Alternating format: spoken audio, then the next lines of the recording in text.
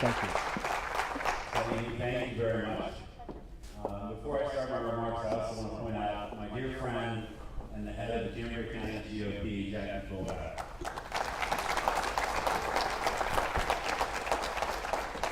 When you're a new candidate running statewide for the first time, you rely on the kindness of strangers to welcome you into their communities and welcome you into their homes and into their businesses. And Jackie was the very first person I met with right before, like days before I launched my campaign in April of 2017. And I'll never forget your hospitality that day. Gave me a lot of energy. You sent me a really nice text message afterwards. So thank you. Thank you for your leadership and your friendship. It is great to be back in Johnstown. I genuinely love coming here, and I don't say that everywhere I go. So if you think I just said that everywhere, I don't. I love being here for all the reasons that you probably expect. The area is beautiful, the people are terrific, and from a political perspective, this area is absolutely fascinating. You know this because of all the trucks that were parked out here after the 2016 election from countries that most of us have never even heard of, doing interviews with local citizens about what happened on Election Day in November 2016 and how the people of Cambria County and the greater Johnstown area literally changed the course of not only our country and our Commonwealth, but really the whole world.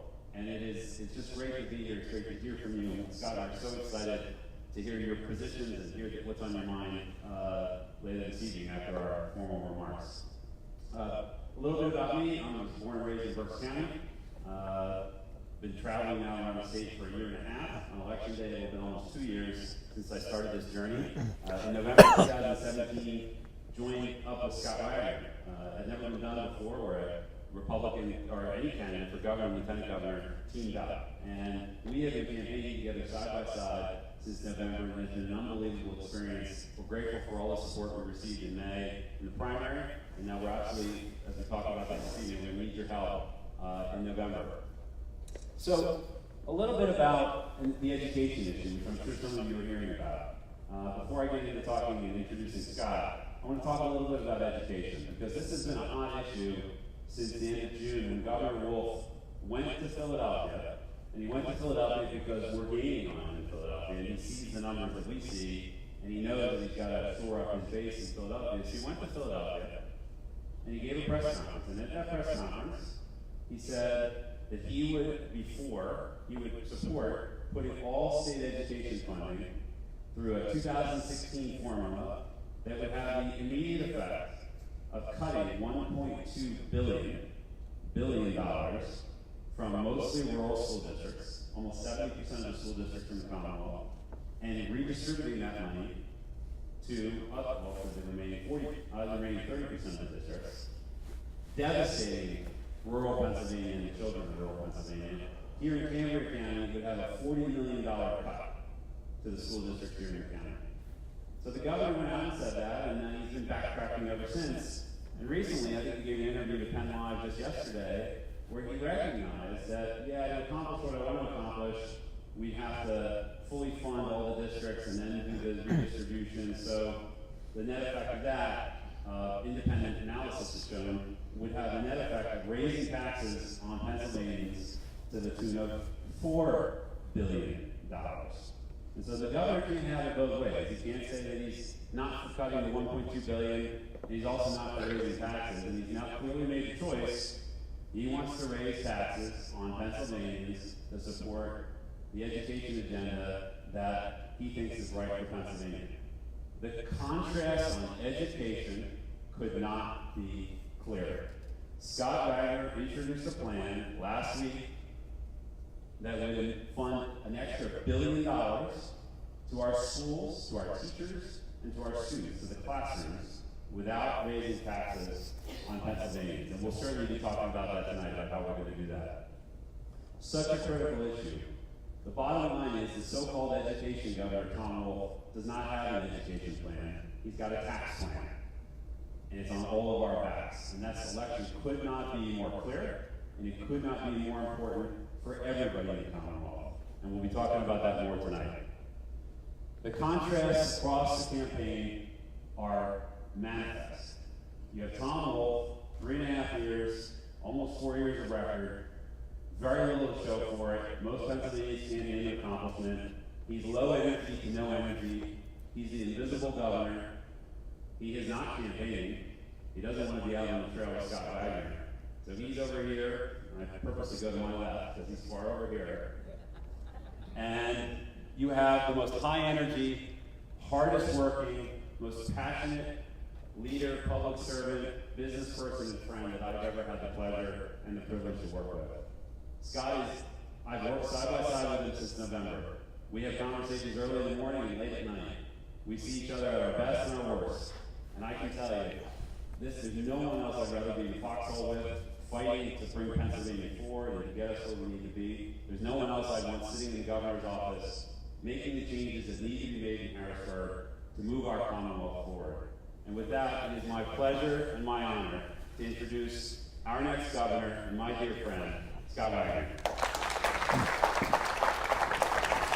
Yeah.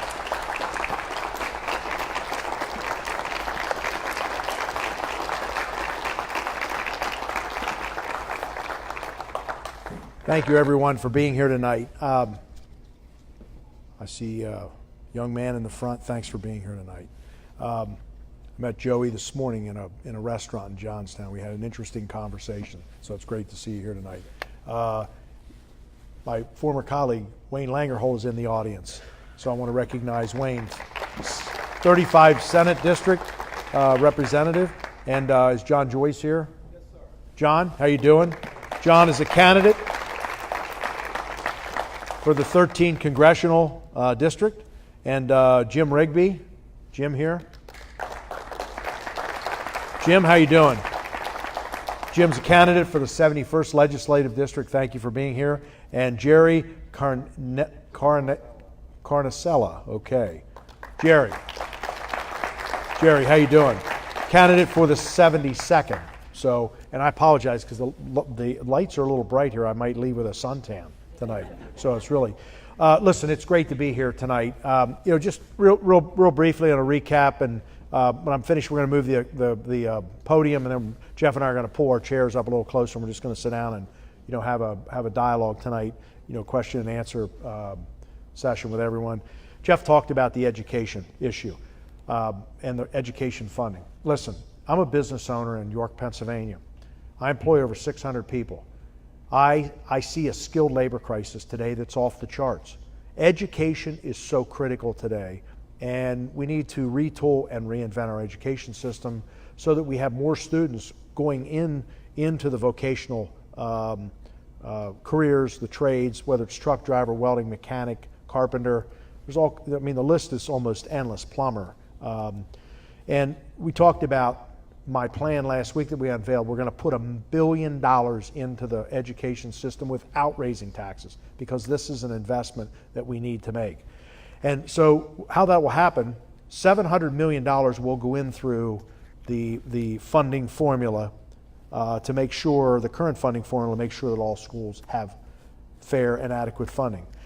What we're doing is we have two block grants. One is $150 million, and we're calling that the RISE block grant, which will allow school districts to apply when they give us evidence and implement certain programs, STEM programs, vocational programs. And those block grant applications will come to us, and based on these programs being in the school, that will create another $150 million for the school districts. The second block grant we're calling Teach to the Top, which would be $150 million to reward and retain our best and brightest educators. Districts will be able to apply so they can recognize their top achievers in their district, top performers, which means, i.e., that's additional bonus money for those teachers. And then we're going to create a remedial line within the budget of $25 million to appropriate grants for school districts to implement plans to assist struggling teachers. Listen, we have to help teachers. If we have struggling teachers, we have to help them get to a certain level, and this is important. But we just believe that all students and teachers are going to gain from this plan, but again, I want to emphasize it's without raising taxes. And, how are we going to do it? We're going to tighten our belts in Harrisburg. Wayne and other House members are going to help us go through the budget with a fine-tooth comb. We're going to go to zero-based budgeting. We're going to balance our checkbook, something we haven't done in probably 30 to 35 years. How do I know? Because I served on the Appropriations Committee in the Pennsylvania State Senate for 4 years. I've been in the Senate for 4 years, and I see the opportunities for us to manage better and be more efficient.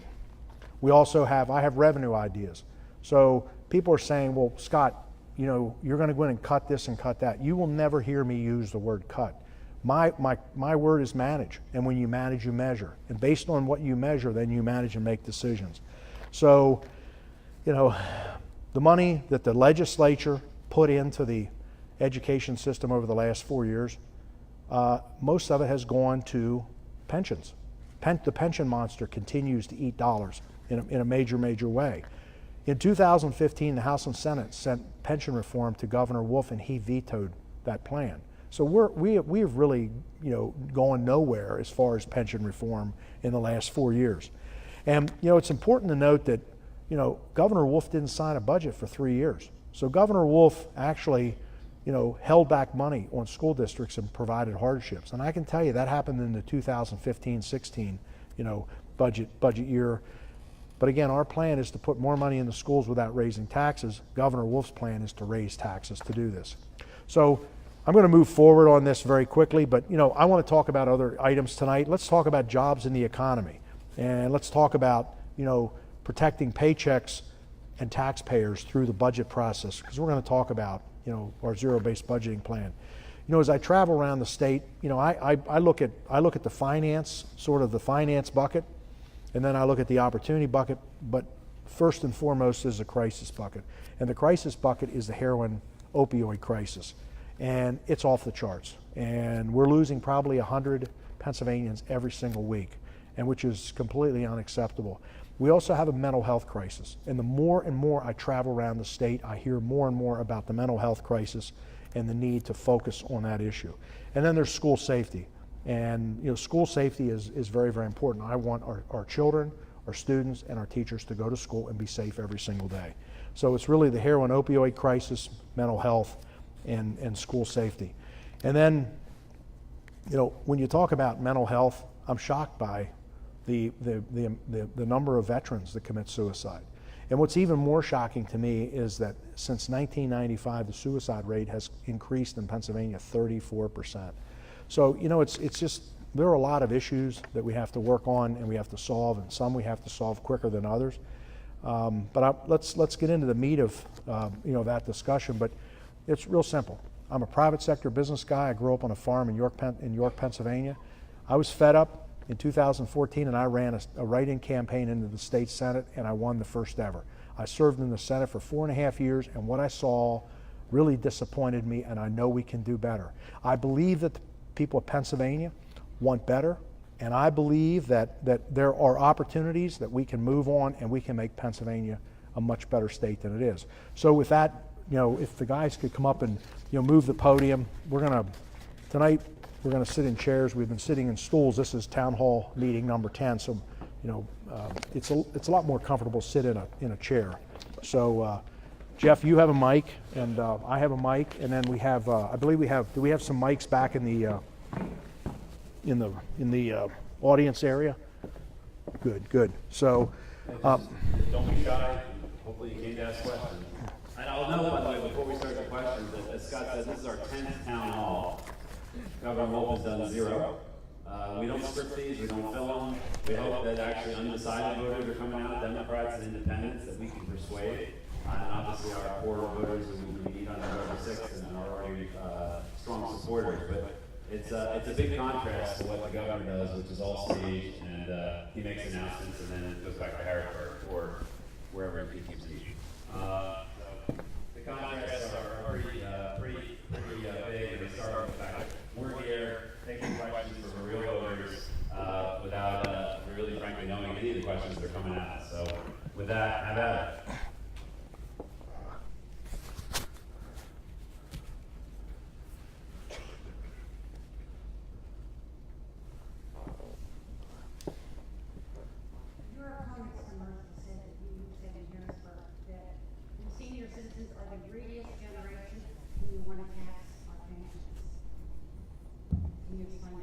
I'll be happy to. Let me be crystal clear.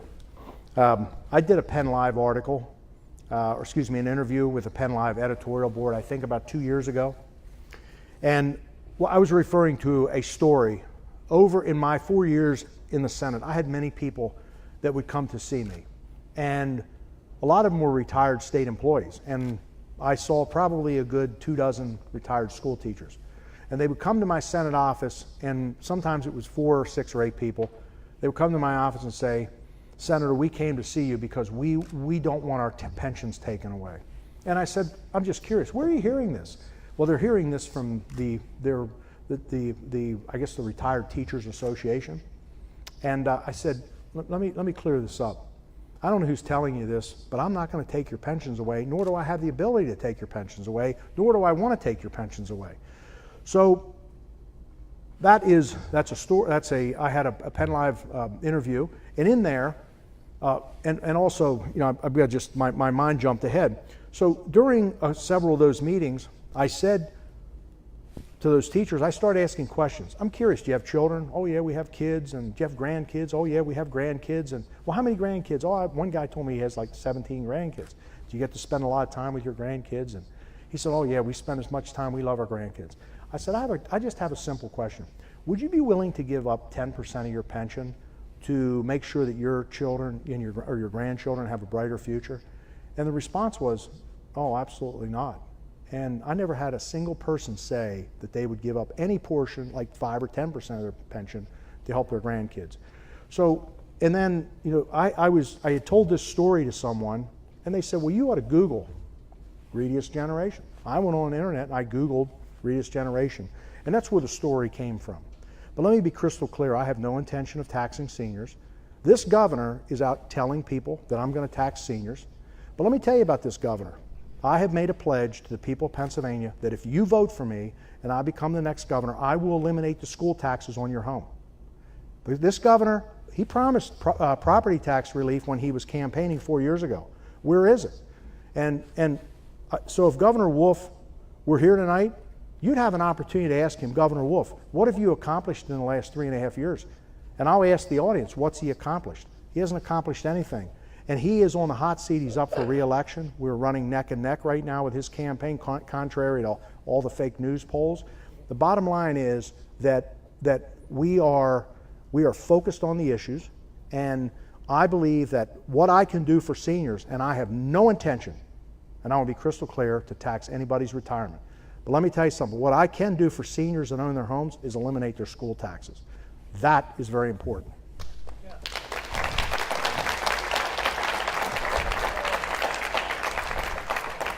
Take this. Sir, that was the same question I was going to ask you. You're going to have to write an ad to rebut what he's saying, because there's a lot of seniors out there saying they're not going to vote for you because of it. Well, I think the seniors, listen, we're going to be up on TV, but we're dealing with lying Tom, okay? Tom Wolf is a liar. Tom Wolf drove around he comes from York, Pennsylvania, or he says he does. He says he lives in Mount Wolf, Pennsylvania. He doesn't live in Mount Wolf. He has a home there. He lives in Philadelphia. He drove around all around the Commonwealth in his blue Jeep, okay, and talked about how much of a normal guy he was, okay? And here's a guy that was a 6th-generation business owner. And listen, I grew up on a farm. I'm a blue-collar guy. My parents didn't have any money when we were growing up. He grew up in an affluent family. In my world, we call that the Silver Spoon Club. He was a member of the Silver Spoon Club, 6th generation. All Tom Wolf had to do was come in and plug in his calculator into the family business. Everything was there. It was plug and play. So he ran around. He told people, he was going to do this and do that. But I was in the Senate in 2015 when Tom Wolf arrived, and he attempted to jam $4.5 billion of tax increases down the legislature's throat. And you know what? There were a lot of people that were going to roll over, but there weren't a lot of people that were willing to stand up. And I stood up against this guy and I said, wait a minute. We need to get our spending under control. We need to focus on stuff. So Governor Wolf, in my eyes, he has not accomplished anything, but this is re-election time, okay? And there's all kinds of issues. Wagner doesn't do this and Wagner doesn't do that. Governor Wolf is all over Pennsylvania right now. He was just up here recently. I guarantee you he flew up here in state-owned aircraft with state-employed pilots at taxpayers' expense to deliver a check, and he's going all over Pennsylvania.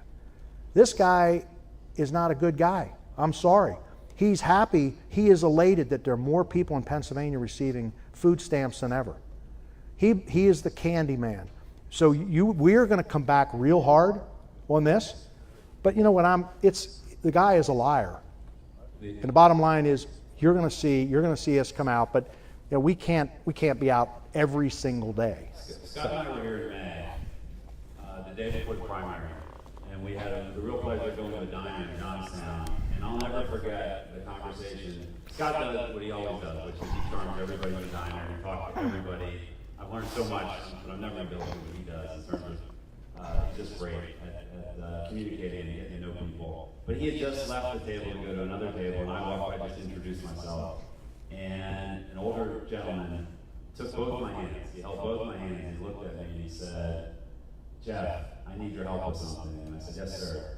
And he said, "The heartbreak in my older years is that my son, my daughter-in-law, and my beautiful grandchildren left Johnstown to go to Texas, Houston, Texas, because the job opportunities weren't here for them to raise their family." And if that doesn't stop you in your tracks as a candidate, as a human being, then you really need to go to your cardiologist because you probably have no heart. And he said, "What are you going to do about it?" And I said, "Well, sir, government can only do so much, but what we can do on day one is that we can get government off the backs and get the foot of government off the throats of all the businesswomen and businessmen, small and large out in Pennsylvania, who are just trying to grow and do the regulations, the burdens." If we were growing at the national average, if our unemployment rate in Pennsylvania was at the national average instead of, it's been as high as 22% higher. It's come down as both averages have come down. But the unemployment rate in Cambridge County, the unemployment rate in Erie, where we were on Monday night, that's destroying the purchasing power and the opportunity for our seniors. It's destroying the joy of the golden years because children and grandchildren are leaving. And senior citizens either don't want to leave or can't afford to leave. This is where they've raised their family and have all their friends. And so the governor doesn't talk about that at all. What he does, because he has no record to run on, what he does is he tries to scare the heck out of our voters, out of voters in Pennsylvania, by saying outrageous things like Scott Wagner is going to tax seniors and he doesn't respect seniors. Now, I know this man. He's a family man. I know his parents. I've met his parents. We moved. You tell Scott Wagner's parents, who are both in their 80s, that he doesn't like senior citizens, or that he wants to hurt senior citizens, or he doesn't respect senior citizens. You couldn't tell a falser lie, a more egregious lie, than what the governor is doing on this issue. It's offensive, and I hope that all the voters send this message out. I mean, we're live streaming this on Facebook. You all have you're active in the community. Hopefully you have accounts, social media accounts. I didn't, by the way, until I had a campaign, but you have to. But hopefully you do, and spread that word. We'll be up on television, obviously, communicating that. But I've worked side by side with this man, and the real issue at the heart of this is what I said. What are we doing to make sure that our children and grandchildren have a bright future here in Pennsylvania, so that the golden years of our senior citizens' lives are enriched by the joy and really the great blessing of family?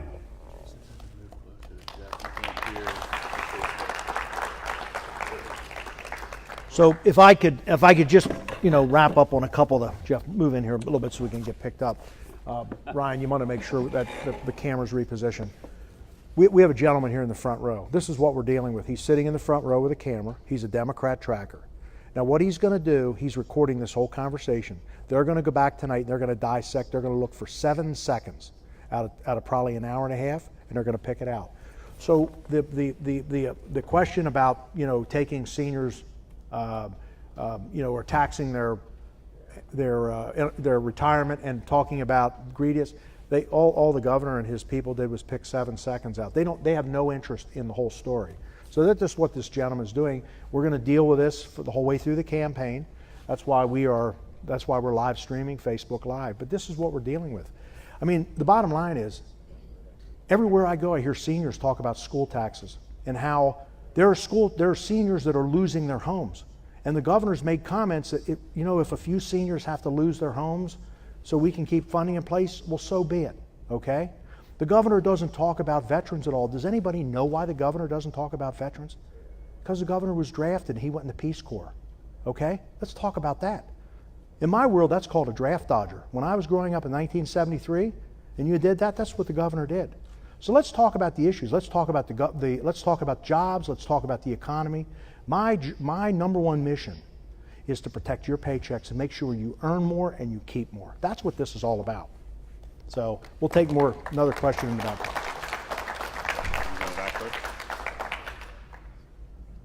Two questions, if I may. First of all, on healthcare coverage, why is Western Pennsylvania cost more in this area versus the eastern part of the state? Well, a little bit of what I know, and I'm an employer, and we self-insure our health insurance at our companies, and we have seen our claims costs go up almost 100% for doctor, hospital, and prescriptions from 2010 to 2016. So, I'm seeing it in my company. But I think out in Western PA, you've got the UPMC Highmark, program out there. Center part of the state, you have more Geisinger. Western part or eastern part of the state, it's more Wellspan, Pinnacle, areas like that. I think that, I don't know the answer completely to that question. I would have to look at the numbers and see, deductibles and different levels. But what I will tell you is, it is one of my top priorities to make sure that everybody has access to affordable health care. That's very important. But I'm concerned about why healthcare costs are going up. And one of the reasons that has been very alarming to me, we talk about the heroin opioid crisis. In 2014, York County formed a heroin task force. So I got very heavily involved in the formation and have been involved in that task force, going forward up to today. And virtually every county now has a task force.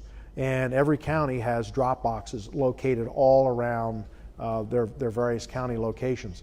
But what's staggering to me is that in 2017, we collected via drop boxes in the state of Pennsylvania 3 million pounds of unused prescription drugs. Now, I'm in the waste business, so I look at cubic yardage. We probably could fill this auditorium up at least 10 times and maybe 20 times with 3 million pounds of unused prescription drugs. And I can tell you that's probably only 20% out there that's being dispensed. There's probably that equal amount that went down toilets all over Pennsylvania. A lot of people flush those prescription drugs unused down toilets. So prescription drugs are very large cost, and I can tell you that we've seen a lot more dispensing over the last probably 5 to 8 years, and we need to bring that under control. So I'd be happy to get your contact information, but we are very concerned about affordable health care around the state of Pennsylvania. But until I'm governor, I really am powerless to bring the parties together and start asking that very simple question: why is it more in the western part of the state than it is the eastern part of the state? Yes, we'll take that. Second part of the question was, so you hear me? Yes. You said about eliminating the school tax, or the property tax, or school tax, rather. What was your plan and how you proceed on that? Well, when I was in the Senate, and I resigned about 8 weeks ago to devote full time to the campaign, but I was a co-sponsor of Senate Bill 76. And Senate Bill 76 would tick up the sales tax from 6 to 7% and tick up the personal income tax. And I also talked earlier about zero-based budgeting. Zero-based budgeting is something that most of you are probably doing in your homes. You're sitting down at your kitchen table, you're looking at your income, and you're looking at your expenses. We need to do that in Harrisburg. And we also need to balance our checkbook. We have not balanced our checkbook in probably 35 years. And we have to get our spending under control. I will tell you that I have witnessed waste, fraud, and abuse in Harrisburg in the last 4.5 years, and I've become aware of a couple really wasteful situations that took place. There was a statewide radio system project that was set up in 2006, and it was supposed to start with the state police. It was supposed to be expanded around the state. The counties and other state agencies would have access to that system. In 2016, that contract was canceled. That system did not work, and we spent somewhere between $850 million and $1 billion on a system that doesn't work. If you stop a state trooper today, he's got 2 or 3 radios. He or she has 2 or 3 radios in their car. We have 600 liquor stores. We lose $300 million a year operating those stores. It's time that Pennsylvania, balance its checkbook and we get our finances under control. There are also some things that are not taxed that we potentially could tax that are taxed in other states. So, it's our job. Frankly, it will be the job of Jeff and I to figure this out along with the legislature. But we're going to figure it out. Now, it's specific to school taxes on your home. So we will not have the ability, and we have no attempt to eliminate county taxes or municipal taxes, but it's school taxes on your home. Why don't we'll take a couple down here in the front. We'll take the gentleman right here. Why don't we just take the gentleman right here? We get misleading ads, I assume, as we always do from the governor. The governor is saying that you're going to tax income, I assume, income after Social Security at a certain percentage. Is that true? Absolutely false. Okay, why is he saying it? Why is he saying that? Well, the reason he's saying it, and I'll tell you, there's another part of the story. So 2 years ago, in I think January, February of 2016, over 2.5 years ago almost, I was speaking to a group in Berks County, and I was talking about the pension problem we have. And I said that in early 2016, Penn Live, the Patriot, the Harrisburg paper, did a story, and it was called the 100,000 Club. And the 100,000 Club was a story on people that were receiving $100,000 or more from the state pension system. This is exactly how I'm telling the story, and I was telling to the group. And meanwhile, it was being recorded, just like this gentleman's doing. And I said, and the number one pension recipient is a former Penn State administrator who's receiving $477,000. I said, how do you all feel about that? How many of you get pensions of $477,000? I didn't see a single hand go up. And I said, the number 2 guy is $455,000. And I said, I don't know about you, but this outrages me and makes me upset. And I said, by the way, we don't tax retirement income in the state of Pennsylvania. That was my story, and they took 7 seconds of that and turned it into he's going to tax our retirement income. This governor is an outright liar. What he's telling is false. But what he's doing this is propaganda. Who is he going after? A group that is really paying attention right now, and if we lie to them, they'll vote for me, and those are seniors. Tomorrow, I am going to be with my parents. My father is 87, my mother's 84. They face all the same issues as everybody else. But I'm telling you something, this governor's not doing anything for seniors. If he really cared about seniors, why didn't he give them property tax relief as he promised when he ran the first time? But it's absolutely false. And I promise you, I have no plan, and I do not and will not tax retirement income. And thanks to our good conservative House and our good conservative Senate, the governor's plan to raise taxes $4.5 billion. He likes the word billion, I think, a lot, because everything has a billion within. $4.5 billion in 2015, but for the work of our good conservative legislature, the governor would have. The fact that he has the audacity to say that we want to somehow raise taxes on seniors when he attempted to raise taxes $4.5 billion, and is doubling down on that now by saying that he wants to raise taxes to the tune of up to $4 billion to fully fund the education plan that he wants to fund that he talked about in Philadelphia in 2016.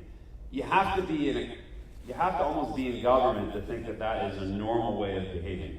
Because there's nowhere else in the world where it's Orwellian almost in terms of how you can say one thing but mean another. It's bizarre. But yeah, as Scott said, at some point you get used to it because otherwise you wouldn't do it. Like you wouldn't run. I mean, you just couldn't deal with the absurdity of the statements. But that's why he's doing it. Let's take the two over here, and then we'll hit the center, and then we'll come over on this side. My question is, what do you plan to do for the disabled in Pennsylvania? I have friends that actually have disabled kids who were like 36. OVR basically said, hey, you've aged out. Other counties, like outside Westmoreland, for example, there isn't, like, there's agencies over there that actually help them. They don't care about the age limits. There is no age limit, or Lehigh Valley for another thing. It's like, what's your plan on that to help them?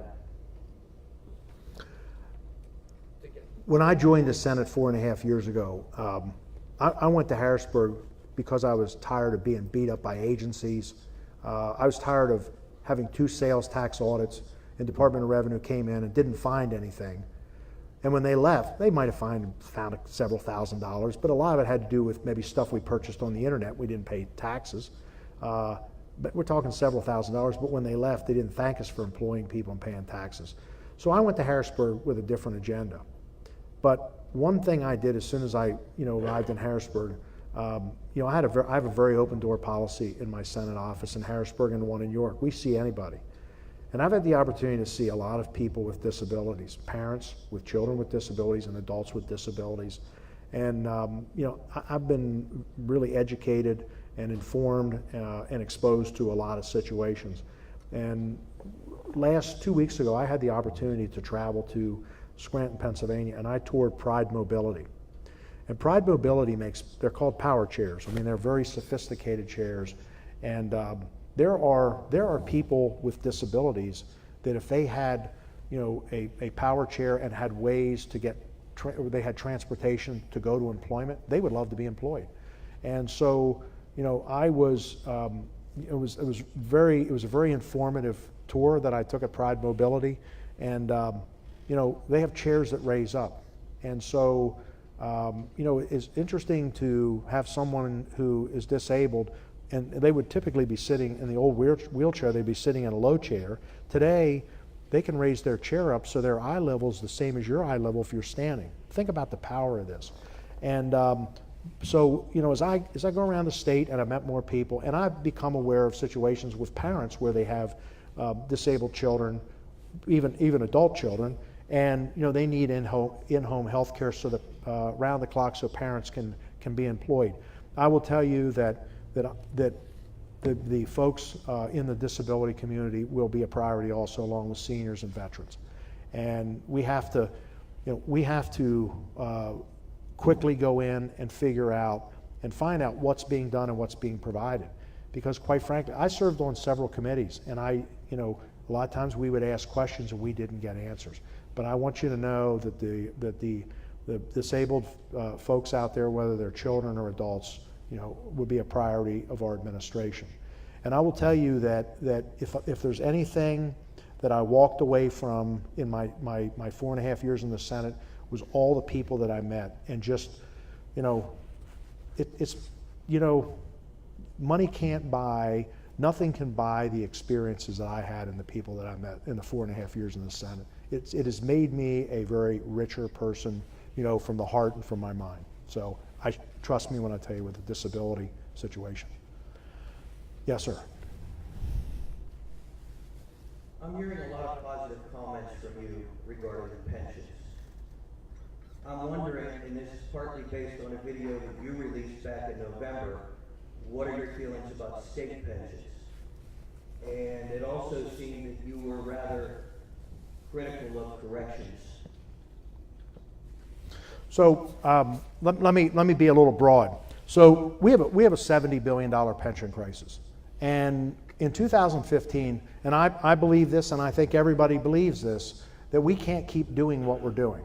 And we must, at some point, go to a 401k retirement plan for people that are, go to a 401k plan for anybody after a specific date of hire.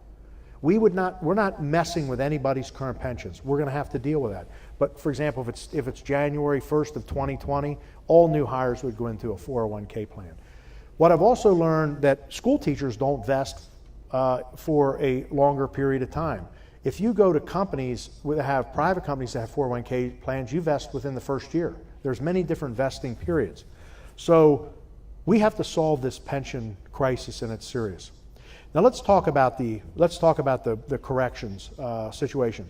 People within corrections officers are being told that I'm going to take their pensions away, and I don't know who's telling them that, but it's an outright lie. And I believe it's your union that's doing it. The union's lobbying hard. They don't want Wagner. They don't want Wagner to get elected.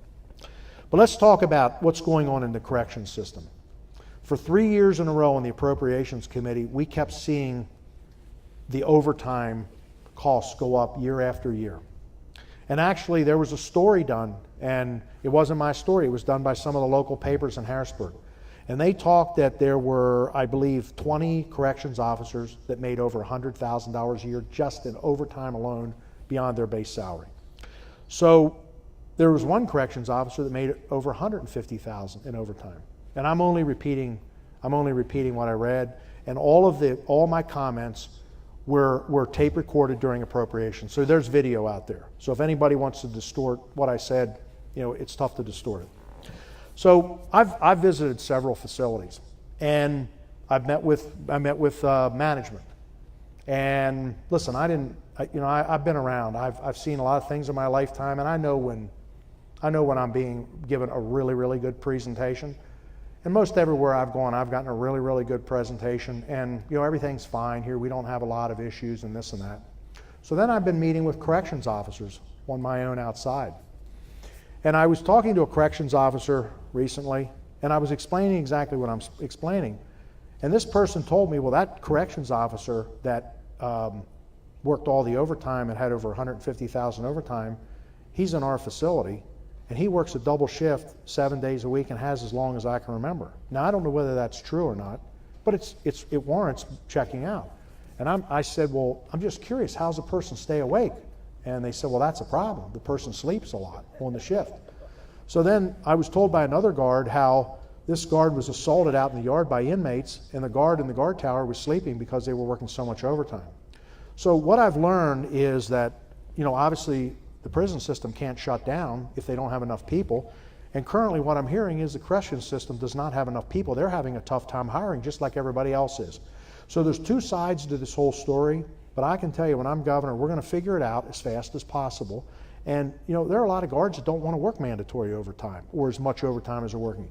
So there's a balance here, and I need to get all the information. But I know when I walk in somewhere and it's a beautiful presentation, everything, the roses are out and the birds are singing and the sun's out. It's all sugar coated, and I want to understand what the issues are. But I think and corrections officers are concerned about being open because of retaliation by management. But I can tell you that I absolutely do not have an agenda, and I can't and won't take pensions away from corrections officers. But I think, again, the overtime issue and the hiring issue has to be addressed.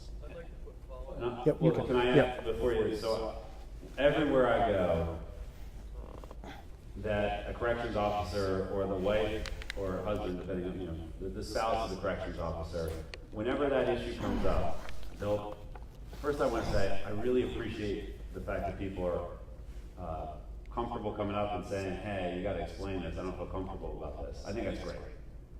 Frankly, I wouldn't have had the guts to do that probably 15, 20 years ago. So I meet a lot of great corrections officers and their families at picnics and at fairs, and they always come up and want to talk about this issue. And I'll tell you right now to the camera and everything else what I tell the officers when I meet them, which is every once in a while we goof. We don't get it right. We see a story, we talk about it, and we don't, as Paul Harvey used to say, we don't know the rest of the story. If anyone remembers Paul Harvey, I hope you do.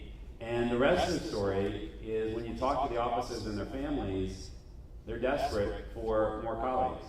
They're desperate for leadership. They're desperate for management to look after the staffing and to make sure that they have a safe working environment and that they don't have to put in all the overtime. Everybody wants to earn more money, but not at the expense of your health, at the expense of the time you spend with your family, your children. You can't get the years back that you miss Little League games and everything else. And so we've heard that loud and clear. Our message to the corrections officers, many communities in Pennsylvania are sustained by the prison system. They're the largest employer in the county or the town. It's spread all throughout the Commonwealth, but I think of Huntington, I think of Schuylkill County, huge employers, massively important to the local economy and the local community. We are on the side of the corrections officers. We want to fight for them. We want to get them the resources they need to do their jobs. We want to make sure they're safe.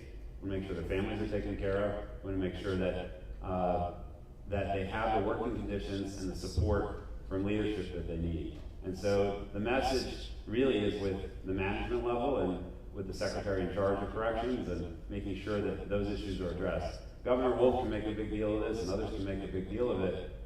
Where have they been for 3.5 years fighting on behalf of our corrections officers and their families to address these issues so that officers don't have to work a double shift 4 days a week or 7 days a week? Where have they been? I mean, we're calling out the issue, and yeah, we got it wrong. We just got it wrong. We read the paper, but now that we've been educated by the officers and learned about the issues, we know the problem. We're going to be looking to work with the correction officer community to address these issues. It's very important, and I just think we'd love to get that message out there, and we're going to keep talking about it. I'd like a quick follow-up Yeah. if I could. Sure. Come on up front here. Let's finish this up because. No, just the mic. Yeah. The mic. Yeah. Yep. Your idea about the 401ks for pensions, would that include legislators? First off, absolutely. And we sent a pension bill to the governor in 2015, and he vetoed it. Listen, there's things that outrage me that when you talk about legislators. There was a story in the Philadelphia Inquirer this weekend about a House member from Philadelphia that's driving a state car. Quite frankly, I didn't realize that we were still supplying state cars for House members. I don't believe there's cars available, in the Senate. Maybe, I don't know.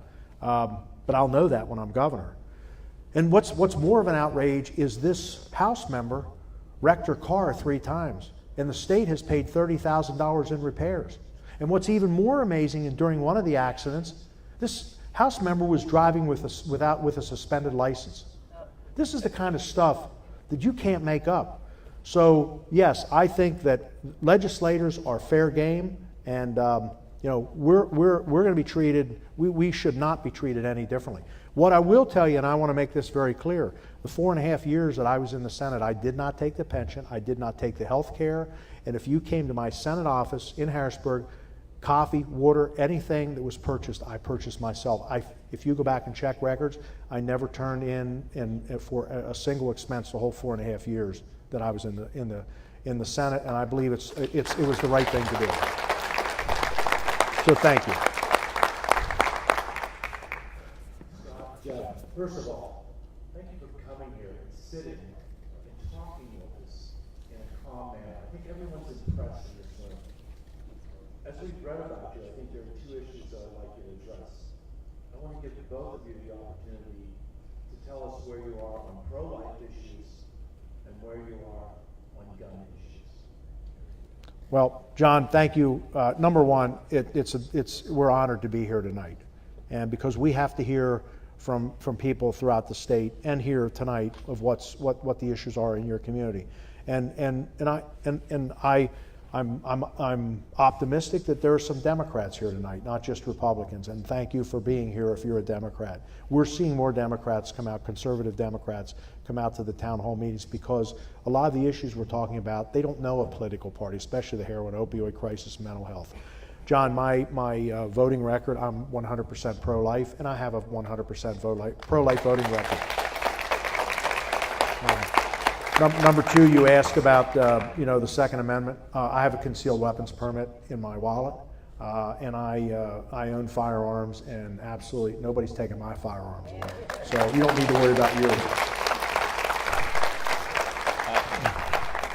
So Dr. Joyce, first of all, thank you for the question, but also thank you for stepping up and running, and you're going to be an outstanding congressman. We're going to be very fortunate to have you representing this area, certainly representing the Commonwealth of Pennsylvania down in Washington. So can't wait to have you see you get elected in November. Like Scott, I was privileged to receive 100%, not 100%. It wasn't endorsed. It was recommended by the PA Pro-Life Federation and Life PAC, but in the primary. And obviously in the general election, we're running against, Tom Wolf.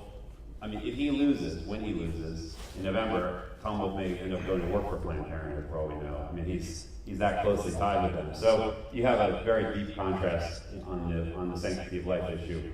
But in the primary, Scott and I both received the recommendation of the agencies and the organizations here in the Commonwealth who are dedicated to the sanctity of life. On the Second Amendment, if you'll pardon me telling you a quick story, on that day I visited Jackie back in April of 2017. We were having lunch with some employees and some local officials and some Republican officials in the lunchroom. Some great burgers, by the way. I don't remember where they're from, but they were great. And the gentleman across the table from me says to me, "Are you religious?" And I said, "Yes." He said, "Well, do you go to church every Sunday?" And I said, "Well, it's more synagogue on Saturday, but same thing. We're more or less cousins, older brothers." And I said, "Yes, faith is very important in my life." And he said, "Well, where are you in the Second Amendment?" And I said, "Well, I'm wearing a Glock 43 on my right hip, and I have a spare mag pouch in my left front pocket." And he smiled as he's chewing. He goes, "We're going to be just fine." And that was my introduction to Cambria County. And I was raised in Berks County. My dad proudly made his own shotgun shells and his own .45 caliber bullets in the basement. And my 21st birthday present was a Glock 21. I have a concealed carry permit, and it's something I take very seriously, the responsibility. Obviously, we have the Second Amendment rights, but we don't talk enough, I think, about the responsibility of gun ownership, of knowing how to safely operate a firearm, how to clear discharge, how to clear malfunctions, how to use that. If you're going to carry it, you better know how to use it safely and effectively. And so I think here in the Commonwealth, we have just an unbelievable tradition of passed down from fathers and mothers to sons and daughters in hunting, but also in sportsmen's activities, target shooting, clays, and then for defense.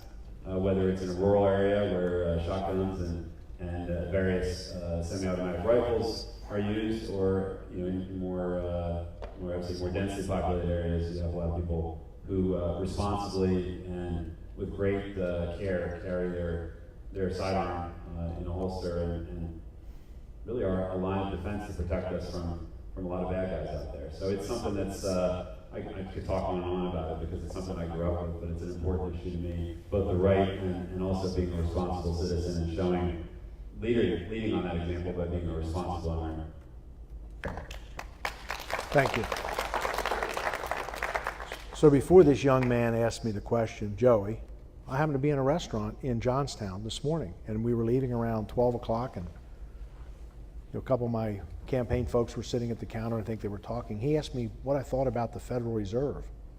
I'm like, what are you asking me? And then he asked me, what do you think about the stock market? And he started firing these questions. This young man's 16 years old. And I will tell you that my conversation that I had this morning with Joey in that restaurant, and he's very interested in the stock market, but we talked about a lot of things. Very bright young man, and I'm delighted you're here tonight. So fire away. One of my questions is, how much is this guy rep your campaign? Should we sit in front of him? But one more question, I'm sorry, I don't want to waste your time here, but with people with mental health issues, should we let them have firearms? Criminals should not have firearms, right? And go right ahead. Well, I think the issue, that's a very big and controversial issue right now, and very important. Number one, we need to be making sure that the background checks that we're doing, are very, very thorough and adequate. I mean, we can't miss anything. The challenge that, if you look at, and this, and I'm gonna go out here a little bit, and you look at the school shootings that took place. If you look at the Parkland shooting, an absolutely it's a tragedy. But if you look back at the history, that person called law enforcement, he called treatment people, he was crying out for help, and there was no response. And so shame on, the system that failed him and the system that absolutely tragically failed everybody else. But I think we have to take this issue very, very seriously. And that gets back to, while you're still in high school, one of my absolute first initiatives as governor, and I'm talking about the afternoon that I'm sworn in, every school in Pennsylvania is going to have a single point of entry. And unfortunately, this is where we are today, but every person that goes in that school building is going to run everything they have, coats, any pens, anything, keys, knapsacks, book bags, they're going to run those items through a scanner, and we're going to know what's going into the school and what's not going, and what shouldn't be going into the school. But the mental health issue is a very, very big issue, and I think also in the schools, if you look back at some of the shooters, they were bullied. Bullying is a very big problem in the public schools, and people don't want to admit that. Listen, I was bullied when I was 3 years old, I was in third grade. I remember getting beat up on a playground by four or five other boys. That's something that has formed me to what I am today. I don't put up with crap from people, and I don't appreciate being bullied around, and I won't tolerate watching other people get bullied. And the people of Pennsylvania have been bullied by state government, and it's going to stop. But the mental health issue is a very, very big issue. Thank you. We'll take the hand up with the right back here. Yep, come on up a little bit. I'm having a tough time. The lights are on. Yeah, I'm almost blinded, but I see your arm up. Being governor, I have an implant they put in through my ear, and without this guy, and they know what I am thinking, and this should be used for public use. There's great value for it if used properly. The way it's done now, it's not proper. So what would you do as governor as far as my implant and as far as seeing this technology used properly? So I'm having a tough time. I really couldn't understand the question. Could you help me out here a little bit on the question? The question was, this gentleman has an implant in his head that was put there against your in through his ear, and people know what he's thinking, and he would like to know what you would do about that as the governor.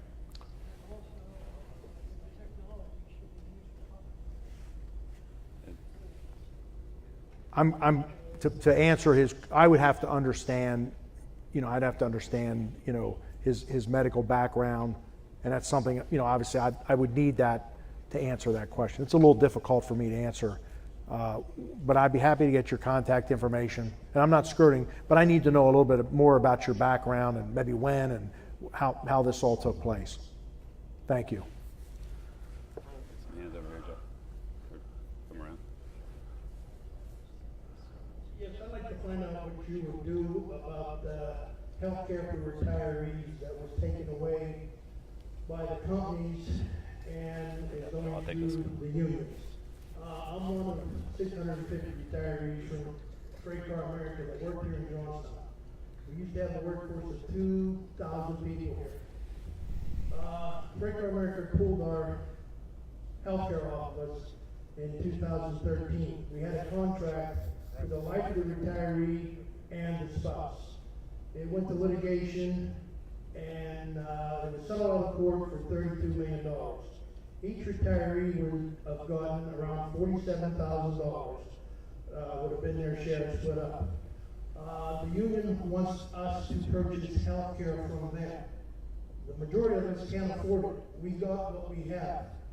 I have health care through UPMC that I pay $20 a month for. What the union, United Steelworkers, wants me to buy would be $46 out of my pocket, plus take $201 out of the $47,000 that's allotted in there. We've asked them, we've even asked Mr. Wolf, our governor, I sent him a packet, if he could look into this. I got the packet returned unopened. We've tried, I've talked to everybody, me and a bunch of other of us. We also found out that the United Steelworkers did this to an outfit in Ravenswood, West Virginia. Their governor, their lieutenant governor, their congressmen, senators, and representatives all helped them. Then 750 people, they got their money back. The retiree gets $275, and the spouse gets $275 until that money is extinguished. That's what we asked for. We want them to fund what we already have, and when the money's exhausted, we'll see you. And we can't get help from anybody. What could you do for us? Here's what I'd like you to do. That packet that you sent to Governor Wolf, we're going to give you information. I don't know if you have it with you tonight, or I will get your contact information, and I would like that delivered to my campaign office, and I guarantee you we will open it, we'll look at it, and we'll do some research. That I assure you. And I want to give a shout out, Jeff. It's Jeff, right?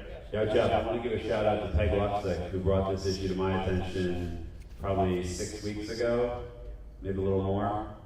She brought the issue to my attention when I was out in Johnstown last, about a month ago. I sat down with Peg at the coffee shop just to get an understanding of the issue, whether it's a federal ERISA issue, whether it's a congressional issue, whether it's a state issue, like what government resources or leadership could be marshaled to help with the issue. Jeff, I mean, I want to be fair. Jeff has emailed me to talk about the issue, and so we talked briefly before you came in as well. I met many of your colleagues and your wife. It's an issue. We want to get to the bottom of how you can be helped and who's the best person to help you. If there's something that we can do at the state level before we're elected, we'll do it. I mean, it's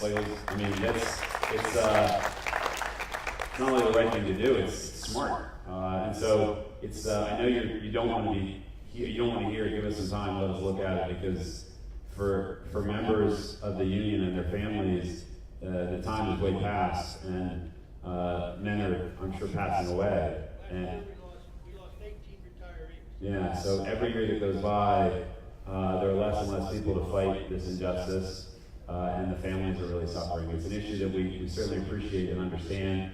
Grateful that you brought it to our attention. And again, I want to stress, I'm grateful that Peg stood up and brought it to our attention, because she didn't have to do that. That's leadership, and it's a great way to do that.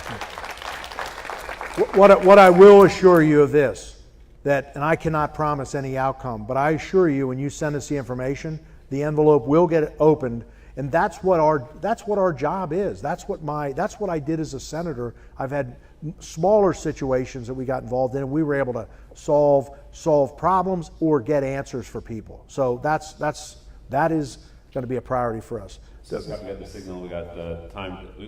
Scott and our lives are run by 23 and 24-year-olds to tell us where to go and what to do. And we're going to be until we got time for We'll take two more. If we could take the gentleman in the red shirt, and then we'll go to the center, the gentleman here in the center. We'll be fairly efficient here. Okay, let me tell you something. I wasn't gonna do this, but I've been in the kitchen cabinet business since 1957. I know Tom Wolf personally. They're in the old Carroll Cable building in York, PA. He actually, what he did was, in the family business, he bought several other cabinet companies out, even though he was the biggest, and they told him if he did it, he'd lose it. But he bankrupted 4 companies. He took $14 million, and if you want to know what Tom Wolf is, go ask his former employee and people who worked for him, because we were going to put a multi-million deal together to sell cabinets, and I advised against it. So you can't believe one word that Tom Wolf is saying. Thank you. Thank you. I want to get your contact information, so maybe we get that. Ryan, if you could get this gentleman's contact information. Yes, sir, in the center. There's a lady on here too. You know what? There was a lady here in the front. We're going to take 2 more. We're going to move quickly. Mr. Wagner, I know you've been beaten to death with these comments on that House Bill 76. This past month, There are 1,740 residents on the tax rolls for tax sales in Cambria County. HB 76 was almost narrowly passed. It was a tie vote, and the lieutenant governor broke that vote. I understand you're going to put millions of dollars, billions of dollars back into school education. Our problem is that I am seeing across the state is these school districts are just building and building and building and putting every community they can into deeper and deeper financial debt. If you do the status quo on Cambria County, Indiana County, most of the counties are senior citizens. Their job requirements for their children that move out of the state are not available. If you cannot fix the school property taxes on senior citizens and residents throughout the Commonwealth, including small business and big business, would you be up to looking at all the various types of bills that are now being formulated for different things? I know House Bill 76 was probably had all their tax rates square in a row, but they keep going back to the financing of it, that there would not be enough money through the raise of sales tax and the income tax to support what would be required for the amount of money needed to keep funding education. If there was that kind of a problem with all these billions and billions of dollars that's being invested, wouldn't they be rolled back just a tad enough that the money coming from House Bill 76 and bills of this nature could not succeed, or at least try to succeeded for a period of 5 years to actually see if they would work? Go ahead. Senator Wagner sponsored was a co-sponsor of Senate Bill 76, and Governor Wagner will sign, and I'll proudly stand by his side when he signs Senate Bill 76. That's worth applauding. I saw someone ready to applaud. And that's why you're hiring us. Not only to sign the legislation that Tom Wolf promised to sign but wouldn't sign, and his lieutenant governor broke the tie against it, but you're also hiring us to manage the situation. I mean, Scott has billions of dollars worth of ideas for revenue that aren't tax increases, but just ways that we can operate the government more efficiently and to free up businesses to generate employment taxes and payroll taxes. Our state can be the fastest growing, most dynamic state in the country. Let me say that again. Our Commonwealth can be the fastest growing, most dynamic state in the country. Growth takes care of so many of the issues you're talking about. It takes care of so many of the issues you're discussing. And we have to be good managers, and you're going to hold us accountable. I know the folks in Cambria County and Johnstown will hold us accountable to being good managers. But Senate Bill 76, the tax shifts there have been researched and vetted and are ready to go. But in addition to that, we're going to implement zero-based budgeting, and we're going to be bringing all sorts of revenue ideas and also management principles to get our Commonwealth moving forward. But the simplest, most important thing we can do is what President Trump and his administration have done at the national level. They have unleashed this prosperity in the country, not because they're brilliant or geniuses or they did anything particularly novel. They deregulated, they freed up businesses to get away from the yoke of government regulation, eliminating 22 regulations for every new regulation, and they cut taxes. And we have seen 4.1% GDP growth. The payroll taxes, the payroll taxes, the business taxes, and the general spending and vitality that will come from that, in addition to the very important reforms that are contained in Senate Bill 76, will address the issues you've discussed. And if things don't go the way they're projected to go, that's what you hired us to do. We're two private sector business guys who can manage the situation and drive the results and drive the reforms that need to be done. So I know we have one more, and then we're going to close. Yes. Thank you for coming to Johnstown this evening. I have a question that's a little more recent regarding the woman who was recently murdered by an illegal immigrant. And my question to you is, generally speaking, whether it's in the city or the rural areas, what are you going to do about the illegal immigration problem? And I want to preface this with the fact that I have a grandmother who is an immigrant. And she married my grandfather, who is an American. She became American. she learned the language, she went to college, she respected our laws and died an honorable, law-abiding citizen. But when she brought in her brother and her sister, my grandfather had to sponsor them.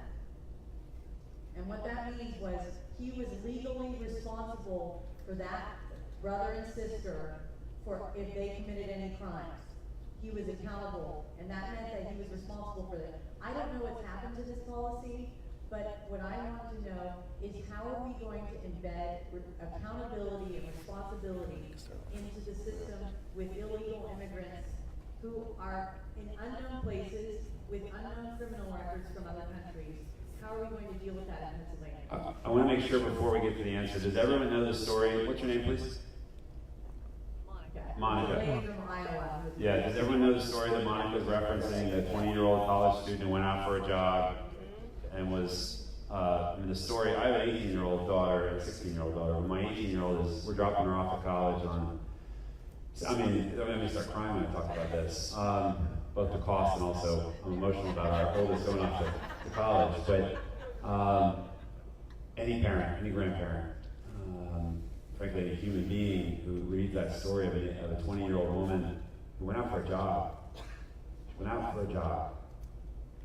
and an illegal immigrant, been here 4 years, followed her, and I read the story today, followed her, harassed her, she was going to call the police, she didn't call the police, and he abducted her and murdered her. Before we get to the answer, I just want to, I don't know if you saw this today, Elizabeth Warren, who's not a big fan of ours, Elizabeth Warren was on CNN today, and she was asked about this.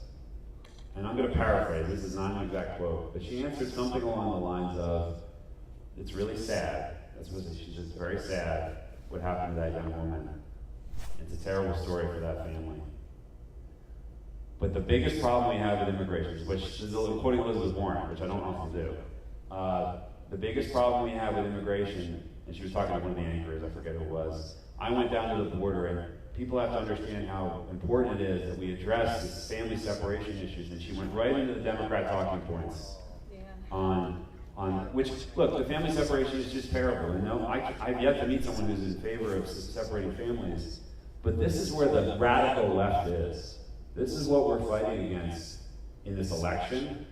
And frankly, in all the elections you're going to see coming forward for the next several cycles. We're fighting against this radical ideology that puts, frankly, getting more voters for the left and open borders ahead of the safety and security of law-abiding citizens, people who are here legally on green cards and other work visas, and the decent people that make our country run.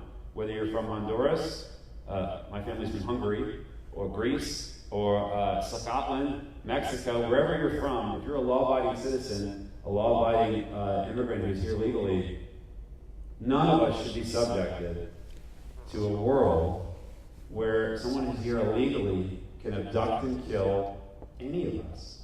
And the left will not acknowledge it except to say, isn't that sad?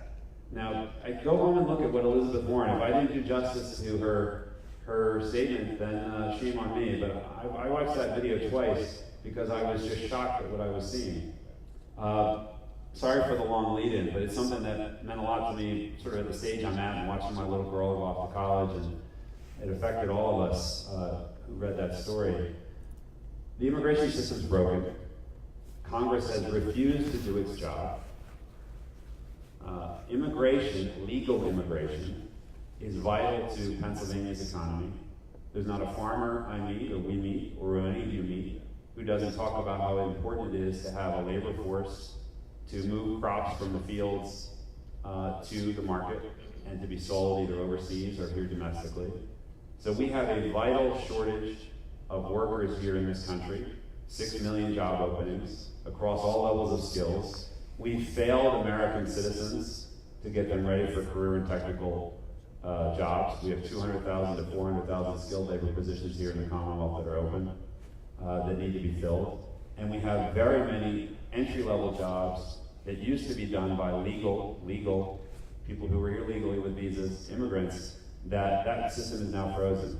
Congress, and I'm looking over at Dr. Joyce, because he's going to get down there and be dealing with this issue in January. It's critical that Congress does its job and fix the immigration system. At the state level, the pledge from Scott and from the Wagner administration, we will do everything in our power, everything in our executive power, everything in the bully pulpit, everything we can work with on the legislature to end sanctuary cities in the Commonwealth of Pennsylvania.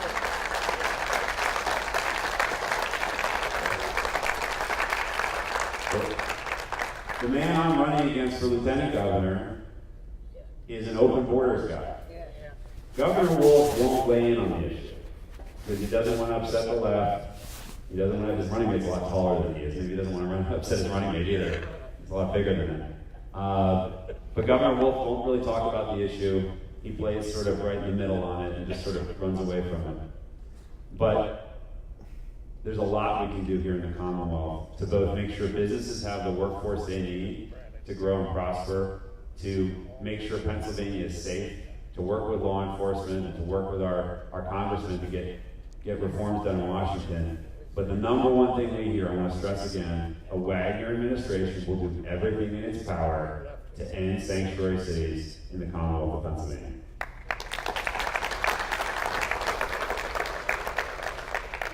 Jeff made a comment about the immigration system being broken, and it is broken. And it needs to be fixed, and it needs to be fixed fast. And, you know, the tragedy in Ohio, there are several of those examples. It's a tragedy, and it should not have happened. So Jeff is right, and I will tell you right now that Mayor Kenny of Philadelphia danced outside of his office when there was a court ruling came down that validated, Philadelphia being a sanctuary city. Governor Wolf is a promoter of that. He supports sanctuary cities. It will stop. So, listen, we're going to wrap up, and I want to thank everybody tonight for being here. It's great to have open dialogue, and I've said this many town halls. If I could have a wish, it would be that I'd have the opportunity to have dinner with each and every one of you and sit down and learn your story, learn about where you're from, hear about your concerns. But unfortunately, because we're in a political race, we do the town hall meetings, but the fact that you're here tonight is a very, very big deal. I'm going to say this as diplomatically as I can. I have a great life. I have a beautiful wife. I have a great career. I have several companies. I love being an entrepreneur, but I went to the state senate for a reason, because I was fed up. And I'm making this run for governor because I know and I believe that Pennsylvania can do better.